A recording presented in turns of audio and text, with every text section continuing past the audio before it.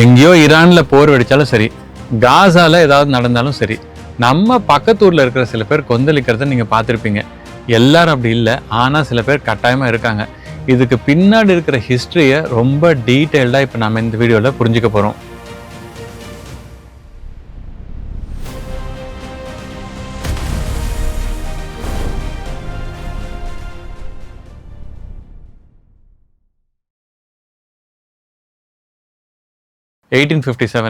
பாரதத்தோட முதல் சுதந்திர போராட்டம் தோத்து போச்சு.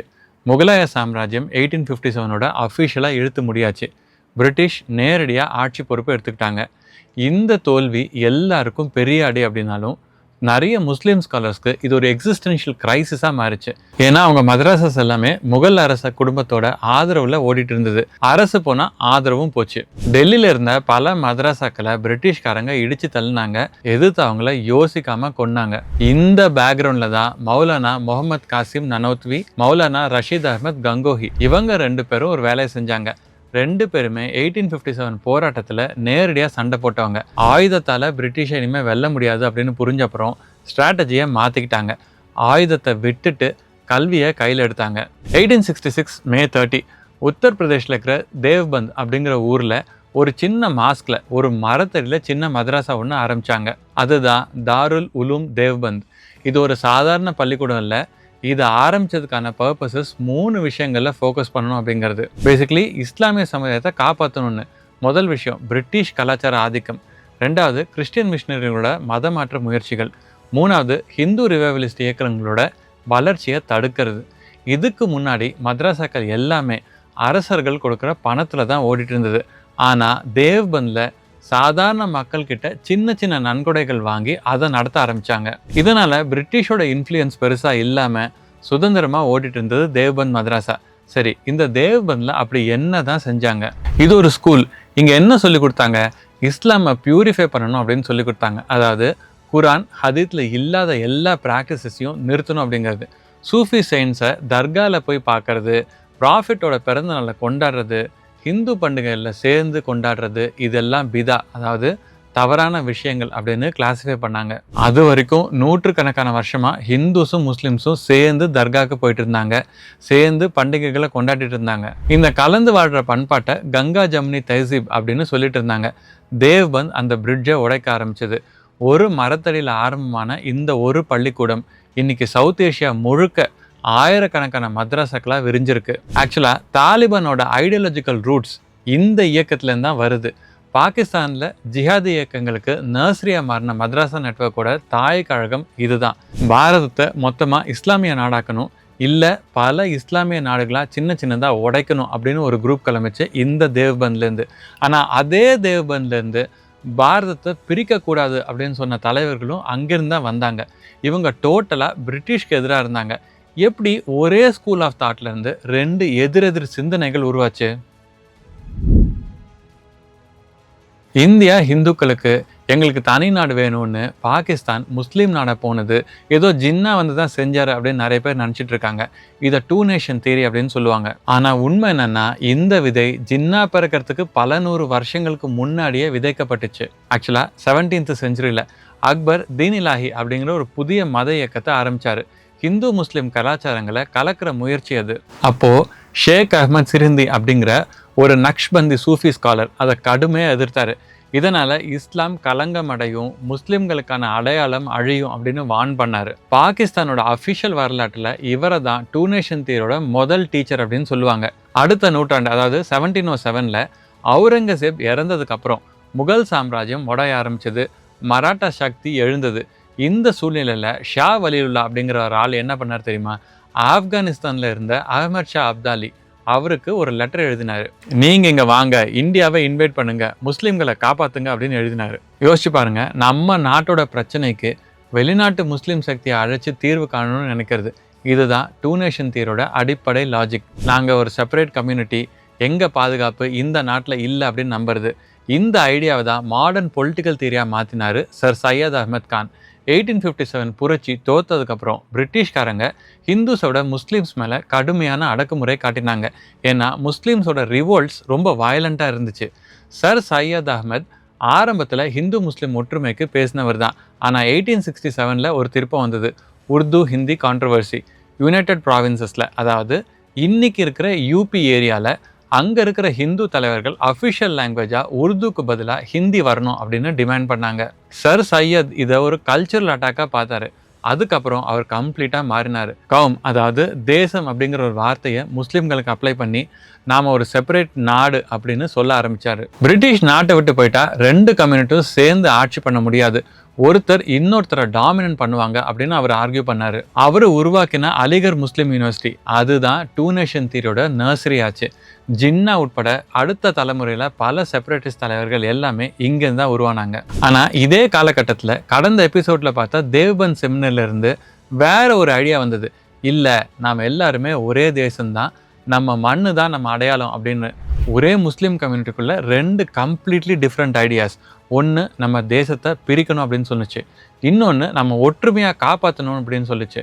ஆனால் இந்த 2 ஐடியாஸை விட நம்ம நாட்டில் பிரிவினையை இன்ஸ்டிடியூஷனலாக பெர்மனண்ட் ஆக்கின 3வது சக்தி ஒன்று இருந்தது, பிரிட்டிஷ்காரங்க. நீங்கள் புரிஞ்சுக்கிறதுக்கு ஒரு சிம்பிள் எக்ஸாம்பிள் சொல்கிறேன். உங்கள் ஊரில் நீங்களும் உங்கள் கசின்ஸும் சேர்ந்து இருக்கீங்க, ஒன்றா சாப்பிட்றீங்க, சேர்ந்து விளையாடுறீங்க, ஒன்றா வளர்றீங்க. திடீர்னு ஒருத்தர் வந்து நீங்கள் 2 பேரும் தனித்தனி குடும்பமாக தான் ஸ்கூலில் ரெஜிஸ்டர் பண்ணிக்கணும், இனிமேல் உங்கள் சாப்பாடு தனி, நீங்கள் வேலை செஞ்சால் உங்களுக்கு கொடுக்குற கூலி தனி, உங்கள் 2 பேருமே தனித்தனி அப்படின்னு சொன்னால் என்ன ஆகும்? கொஞ்ச நாளில் 2 பேர் மனசுலையும் நாம் டிஃப்ரெண்ட் தான் போல அப்படின்னு செட் ஆகிடும்ல. எக்ஸாக்டாக அதுதான் பிரிட்டிஷ் பண்ணாங்க. 1871 பிரிட்டிஷ் இந்தியாவோட முதல் சென்சஸ் நம்ம ஹிஸ்ட்ரியிலேயே ஒரு டேர்னிங் பாயிண்ட். அது முதல் முறையாக மதத்தோட அடிப்படையில் ஒவ்வொருத்தரையும் கேட்டகரைஸ் பண்ணிச்சு. திடீர்னு இந்த டிஸ்ட்ரிக்டில் இத்தனை % ஹிந்துஸ், இந்த டிஸ்ட்ரிக்டில் இத்தனை % முஸ்லீம்ஸ் அப்படின்னு நம்பர்ஸ் வெளியே வர ஆரம்பிச்சது. நாம் இத்தனை பேர் இருக்கோம், நமக்கு இவ்வளோ கவர்மெண்ட் ஜாப்ஸ் வேணும் அப்படின்னு உடனே கம்யூனிட்டி லீடர்ஸ் யோசிக்க ஆரம்பித்தாங்க. மதம் ஒரு பொலிட்டிக்கல் கரன்சியாக மாற ஆரம்பிச்சது. பாலிட்டிக்ஸ் ஆஃப் மைனாரிட்டிஸ் அப்போ தான் உருவாச்சு. அடுத்தது 1905 பெங்கால் பார்ட்டிஷன். லார்ட் கர்சன் அப்போ இருந்த மிகப்பெரிய மாகாணமான பெங்காலை 2ஆக பிரித்தார். West Bengal Hindu majority, east Bengal Muslim majority. அப்போது முதல் தடவையாக முஸ்லீம்ஸ்க்கு ஒரு ரீஜனில் பொலிட்டிக்கல் டாமினன்ஸ் கிடச்சிது. நிறைய ஹிந்து தலைவர்களும் காங்கிரஸும் ஸ்வதேசி மூமெண்ட்டில் இதை எதிர்த்தாங்க. ஆனால் முஸ்லீம் லீடர்ஸ்க்கு இது ஒரு புது அனுபவமாக இருந்தது, ஒரு நியூ எக்ஸ்பீரியன்ஸ். நமக்கு ஒரு ஏரியாவில் மெஜாரிட்டி இருக்குது, அதை ஏன் நம்ம விட்டு கொடுக்கணும் அப்படின்னு அவங்க யோசிக்க ஆரம்பித்தாங்க. 1906 ஒரு முஸ்லீம் டெலிகேஷன் வைஸ்ராய் லார்ட் மின்டோவை சந்திச்சு செப்பரேட் எலக்டோரேட்ஸ் அப்படின்னு வேணும்னு கேட்டாங்க. அதாவது முஸ்லீம் கேண்டிடேட்ஸ்க்கு முஸ்லீம்ஸ் மட்டும் ஓட்டு போடணும் அப்படிங்கிறது. அதே வருஷம் டாக்காவில் ஆல் இண்டியா முஸ்லீம் லீக் உருவாச்சு. 1909 மின்டோ மார்லி ரிஃபார்ம்ஸ் அப்படிங்கிற பேரில் பிரிட்டிஷ்காரங்க அஃபிஷியலாக செப்பரேட் எலக்டரேட்ஸ் கொண்டு வந்தாங்க இந்தியாவில். இது ஒரு பெரிய விஷயம். இதுக்கு முன்னாடி ஒரு முஸ்லீம் கேண்டிடேட் ஜெயிக்கணும் ஒரு ஏரியாவில் அப்படின்னா ஹிந்து ஓட்டர்ஸையும் கன்வின்ஸ் பண்ணணும், ஒரு ஹிந்து கேண்டிடேட் ஜெயிக்கணும் அப்படின்னா முஸ்லீம்ஸ் ஓட்டர்ஸையும் சேர்க்கணும். இப்போ செப்பரேட் எலக்டரேட்ஸ் வந்தப்புறம் உங்கள் கம்யூனிட்டிக்குள்ளே மட்டும் கேம்பெயின் பண்ணால் போதும், இன்னொரு கம்யூனிட்டி கூட கனெக்ஷனே தேவையில்லை அப்படின்னு ஆயிடுச்சு. பிரிட்டிஷ் அஃபிஷியல் காரணம் அட்மினிஸ்ட்ரேட்டிவ் கன்வீனியன்ஸ். ஆனால் உண்மையில் 1857 புரட்சியில் ஹிந்துஸும் முஸ்லீம்ஸும் சேர்ந்து பிரிட்டிஷை எதிர்த்தாங்க. அந்த ஒற்றுமை இனி எப்போவுமே திரும்பக்கூடாதுன்னு தான் பிரிட்டிஷ் இப்படி ஒரு சிஸ்டமேட்டிக்காக டிசைன் பண்ணாங்க. இது ஒரு என்டையர் ஜென்ரேஷனோட பொலிட்டிக்கல் டிஎன்ஏவே மாற்றிடுச்சு. இந்த சிஸ்டமில் வளர்ந்த ஜென்ரேஷன் தான் எங்களுக்கு தனி நாடு வேணும் அப்படின்னு டிமாண்ட் வச்சாங்க. அந்த டைமில் நடந்த பெரிய ஐடியாலஜிக்கல் மோதல் தேவ்பந்த், ஒரே தேசம் வேணும்னு, ஜின்னா 2 நாடாக பிரிக்கணும் அப்படின்னு சொன்னது. இதோட உச்சக்கட்டம் 1940. ஷா வலிலுல்லா பாரம்பரியத்தில் வந்த 2 Islamic schools of thought 2 completely opposite சைட்ஸில் நின்னாங்க. தேவ்பந்தில் மௌலானா ஹுசைன் அஹ்மத் மதானி அப்படிங்கிறவர் காம்போசிட் நேஷனலிசம் அப்படின்னு ஒரு கான்செப்டை முன் வச்சார். அதாவது ஒரு தேசம் மதத்தோட அடிப்படையில் உருவாகாது, நிலத்தோட அடிப்படையில் இருக்கும் அப்படின்னு சொன்னார். ஒரே மண்ணில் பிறந்தவங்க எல்லாருமே ஒரே தேசம்தான் அப்படின்றது அவரோட தாட். இதுக்காக தேவ்பந்தோட பொலிட்டிக்கல் விங்கான ஜாமியத் உலேமா ஏ ஹிந்த் காங்கிரஸோட சேர்ந்து அவங்களோட சேர்ந்து பிரிட்டிஷை எதிர்த்து இந்தியாவை சுதந்திரமாக்கணும் அப்படின்னு போராடினாங்க. பட் ஏன் காங்கிரஸ், அவங்க ஏன் தனியாக நிற்கல? இதுக்கு ஒரு ப்ராக்டிக்கல் ரீசன் இருக்குது. காந்தி மக்களை மொபிலைஸ் பண்ணுற விஷயத்தில் ரிலீஜியஸ் லீடர்ஸ்க்கும் ரோல் இருக்கணும் அப்படின்னு நினச்சாரு. ஸோ தேவ்பந்த் உலேமா காங்கிரஸ் பிரிட்டிஷை எஃபெக்டிவாக எதிர்ப்பாங்க அப்படின்னு நினச்சாங்க. அவங்க கூட இருந்தால் யுனைடெட் செக்யூலர் இந்தியாவில் முஸ்லீம் பர்சனல் லாவோட கண்ட்ரோல் நாம வச்சுக்கலாம் அப்படின்னு அவங்க யோசிச்சாங்க. இன்னொரு பக்கம் அல்லமா இக்பால் முஸ்லீம் லீகோட 1930 செஷனில் இந்தியா ஒரு நாடு கிடையாது, இது பல்வேறு மொழிகளும் மதங்களும் இருக்கிற ஒரு சப்கான்டினென்ட் அப்படின்னு பேச ஆரம்பிச்சாரு. இஸ்லாம் தனிப்பட்ட நம்பிக்கை மட்டும் இல்லை, இது ஒரு கம்ப்ளீட்லி டிஃப்ரெண்ட் சோஷியல் ஆர்டர். இதனால இதுக்கு ஒரு தனி நாடு வேணும் அப்படின்னு சொன்னார். பட் அதை மாஸ் மூமெண்ட்டாக மாற்றினது பிற்காலத்தில் வந்த ஜின்னா. ஆரம்பத்தில் ஹிந்து முஸ்லீம் யூனிட்டிக்கு சாம்பியனாக இருந்தவர் தான் ஜின்னா. அவர் மனசு மாறினது 1937 தேர்தலுக்கு அப்புறம். 1937 ப்ரொவின்ஷியல் எலெக்ஷன்ஸில் முஸ்லீம் லீக் ரொம்ப மோசமாக தோத்துச்சு. காங்கிரஸ் பெரிய வெற்றி பெற்று 7 மாநிலங்களில் ஆட்சி அமைச்சாங்க. யூபியில் முஸ்லீம் லீக் கோலிஷன் கவர்மெண்ட்டில் எங்களும் சேர்த்துக்கோங்க அப்படின்னு கேட்டப்போ காங்கிரஸ் அதை நிராகரிச்சது. உங்கள் பார்ட்டியை கலைச்சிட்டு வாங்க அப்படின்னு சொன்னாங்க. இது ஜின்னாக்கு ஒரு கிளியர் சிக்னலாக தெரிஞ்சது. பிரிட்டிஷ் போன அப்புறம் ஹிந்து ராஜ் வரும் அப்படின்னு நினச்சாரு. டோட்டலாக ஆப்போசிட் ஸ்டாண்ட் எடுக்க ஆரம்பித்தார். அடுத்த 2 வருஷத்தில் காங்கிரஸ் ஆட்சி செய்த மாநிலங்களில் காங்கிரஸ் டிரணி அப்படின்னு ரிப்போர்ட்ஸ் வெளியிட்டார்.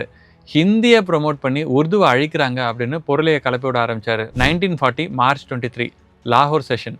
ஜின்னா ஒரு ஹிஸ்டாரிக் ஸ்பீச்சில் ஹிந்துஸும் முஸ்லீம்ஸும் 2 தனித்தனி தேசங்கள், இவங்களை ஒரே டெமோக்ராட்டிக் ஸ்டேட்டில் வச்சுருந்தா அது நாசத்துக்கு வழிவகுக்கும் அப்படின்னு சொன்னார். முஸ்லீம் மெஜாரிட்டி ஏரியாஸில் அட்டானமஸ் ஸ்டேட்ஸ் உருவாக்குங்க அப்படின்னு டிமாண்ட் பண்ண ஆரம்பித்தார். இங்கே ஒரு ட்விஸ்ட்டு. சாவர்கர் ஹிந்துத்வாவோட ஐடியாலஜிக்கல் ஃபாதர்னு சொல்லுவாங்கல்ல, அவரும் ஹிந்துஸும் முஸ்லீம்ஸும் ஆப்போசிட் நேஷன்ஸு அப்படின்னு 1937 சொல்லியிருந்தாரு. ஆனால் அவர் பார்ட்டிஷன் அப்போஸ் பண்ணார். இந்தியா ஹிந்து ராஷ்டிராவாக இருந்தாலும் அதில் முஸ்லீம்ஸ் மைனாரிட்டியா பட் ஈக்குவல் ரைட்ஸோட இருக்கலாம் அப்படிங்கிறது அவரோட பொசிஷன். ஜின்னா அந்த மத பிரிவினை அப்படிங்கிற தீயை வளர்த்துட்டே இருந்தார். 1946 திட்டமிட்டு நடந்த டைரக்ட் ஆக்ஷன் டே கலவரங்களில் பல்லாயிரம் ஹிந்துக்கள் கொல்லப்பட்டாங்க. பிரிட்டிஷ்காரங்க இனிமே இதை நம்ம மேனேஜ் பண்ண முடியாதுன்னு முடிவு பண்ணி 1947 நம்ம நாட்டை பார்ட்டிஷன் பண்ணிட்டு கிளம்பிட்டாங்க. ஆனால் அதோட கதை முடிஞ்சுதா? இல்லை. அந்த ஒரு டெசிஷனோட விளைவுகள் 2026 வரைக்கும் நம்மளை துரத்திட்டே இருக்கு. 1947 பாரதம் மத அடிப்படையில் பிரிஞ்சது. ஆனால் 2 நேஷன் தியரின்னு சொல்கிறாங்கல்ல, அது 1947 முடியல. புதுசாக மாறிட்டே இருக்கு. எப்படின்றத பார்க்கலாம். பார்ட்டிஷனுக்கு அப்புறம் தேவ்பந்த் மூமெண்ட் 2ஆக பிரிஞ்சது. இந்தியாவில் இருக்கிற ஒரிஜினல் பிரான்ச் ஜாமியாத் உலேமா ஏ ஹிந்த் அப்படின்னு ஒரு பாதை எடுத்தது. பாகிஸ்தானில் உருவான பிரான்ச் ஜாமியாத் உலேமா ஏ இஸ்லாம் அப்படின்னு கம்ப்ளீட்டாக வேற பாதை எடுத்தது. இந்தியாவில் தேவ்பந்த் ஸ்கூல் அரசியல் போராட்டத்தை விட்டுட்டு சோஷியல் வெல்ஃபேரில் ஃபோக்கஸ் பண்ண ஆரம்பித்தாங்க. முஸ்லீம்ஸ்க்கு இந்திய அரசியலமைப்பு தான் சேஃப் அப்படின்னு அவங்க அக்செப்ட் பண்ணிக்கிட்டாங்க. நாடு முழுக்க மதரசா நெட்வொர்க்கை பில்ட் பண்ணி கவர்மெண்ட் சப்போர்ட் இல்லாமலேயே இஸ்லாமிய கல்வியை தொடர்ந்தாங்க. ஆனால் பாகிஸ்தானில் அங்கே இருந்த தேவ்பந்த் ஸ்காலர்ஸில் ஒரு பகுதி பார்ட்டிஷனை சப்போர்ட் பண்ணவங்க. இஸ்லாமிய நாட்டில் அவங்களுக்கு என்ன ரோல்? ஸோ அது பொலிட்டிக்கல் ஆக்டிவிசம்லேருந்து செக்டேரியன் வயலன்ஸாக மாறிச்சு. 1970s அஹ்மதியா கம்யூனிட்டியை நான் முஸ்லீம்ஸ் அப்படின்னு டிக்ளேர் பண்ணி போராட்டம் நடத்தினாங்க. 1980s 1990s ஷியா கம்யூனிட்டிக்கு எதிராக சிப்பாஹே சாஹபா பாகிஸ்தான் மாதிரி குரூப்ஸ் உருவாச்சு. ஆனால் real turning point 1979 Soviet union ஆப்கானிஸ்தானை இன்வைட் பண்ணாங்க. பாகிஸ்தானோட மிலிட்ரி பாலிசியும் சவுதி அரேபியாவோட ஃபண்டிங்கும் சேர்ந்து பாகிஸ்தானில் இருந்த தேவ்பந்தி மദ്രാസാக்களை ஜிஹாத்கான நர்சரியாக மாற்றினாங்க. இந்த ஈகோசிஸ்டமில் உருவானது தான் தாலிபான். இதில் இருந்தால் ஹர்கத்துல் முஜாஹிதீன் வந்தது, ஜெய்ஷே முகமது வந்தது, லஷ்கர் இ ஜங்பியும் வந்தது. தாலிபான் 2021 மறுபடியும் ஆப்கானிஸ்தானை கைப்பற்றினாங்க. அப்போது 2025 அக்டோபரில் ஆப்கானிஸ்தானோட ஃபாரின் மினிஸ்டர் இந்தியாவில் இருக்கிற தாருல் உலூம் தேவ்பந்துக்கே நேராக வந்தார். ஏன்னா அவங்களோட ஐடியாலஜிக்கல் ரூட்ஸ் அங்கேருந்து வந்தது தானே. இப்போ பங்களாதேஷை பாருங்கள். 1971 ஈஸ்ட் பாகிஸ்தான் பங்களாதேஷாக பிரிஞ்சது. ஒரே மதமாக இருந்தாலும் நாட்டை ஒன்றா வச்சுக்க முடியாது அப்படின்னு அப்போ ப்ரூவ் ஆச்சு. ஆனால் 2024 ஷேக் ஹசீனா அரசு விழுந்ததுக்கு அப்புறம் பங்களாதேஷில் நரேட்டிவ் மாறுது. ஹியூஜி மாதிரி ரேடிக்கல் குரூப்ஸ் மறுபடியும் தலை தூக்குது. பாகிஸ்தானோட ரீகனெக்ஷன் பற்றின வாய்ஸஸ் வருது. 2 நேஷன் தியரி ஒரு சிவிலைசேஷனல் ஐடென்டிட்டி அப்படின்னு ரீடிஃபைன் ட்ரை பண்ணுறாங்க. காஷ்மீர் நம்ம நாட்டுக்கும் சரி பாகிஸ்தானுக்கும் சரி இது ஒரு அன்ஃபினிஷ்டு பிஸ்னஸாகவே இருக்குது. இந்த ஒரு ஐடியாலஜிக்கல் கிளாஷில் 3 போர்கள் நடந்திருக்கு. நியூக்ளியர் வெப்பன்ஸோட டென்ஷன் எப்போவுமே இருந்துகிட்டே இருக்குது. இன்றைக்கி நம்ம நாட்டுக்குள்ளேயும் இந்த த்ரெட் இருக்குது. இன்டெலிஜென்ஸ் ரிப்போர்ட்ஸ் படி எல்இடி ஜேஎம் இன்ஃபில்ட்ரேஷன் நெட்வொர்க்ஸ் அதிகமாகிட்டே இருக்குது. அர்பன் டெரர் அப்படிங்கிற ஒரு புதிய பேட்டர்ன் வருது. இது நம்ம நாட்டோட பாதுகாப்புக்கு நேரடியான ஆபத்து. நம்மளுக்குள்ளேயே engineers, doctors, IT professionals digital ரேடிகலைசேஷனில் சிக்கிறாங்க. மும்பையிலேருந்து டெல்லி, ஹரியானா வரைக்கும் மாடூல்ஸ் கண்டுபிடிக்கப்படுது. 1866 உருவான தேவ்பந்தி அப்படிங்கிற இஸ்லாமிக் ஐடென்டிட்டி மூமெண்ட் பிரிட்டிஷ்காரங்க செப்பரேட் எலக்டரேட்ஸ்னு செஞ்ச பிரிவினை, ஜின்னா மாஸ் மூமெண்ட்டாக மாற்றின 2 நேஷன் தியரி, இதெல்லாம் சேர்ந்து உருவான பார்ட்டிஷனோட விளைவுகள் இன்றைக்கும் நம்மளை விடலை. தாலிபானா, காஷ்மீரா, நாட்டுக்குள்ளேயே அர்பன் டெரரா, பங்களாதேஷோட ஷிஃப்டிங் பாலிட்டிக்ஸாக நம்ம பாதுகாப்பையும் நம்ம ஒற்றுமையும் சோதிச்சுட்டே இருக்குது. 1947 ஒரு முடிவு இல்லை, அது ஒரு தொடர்கதை.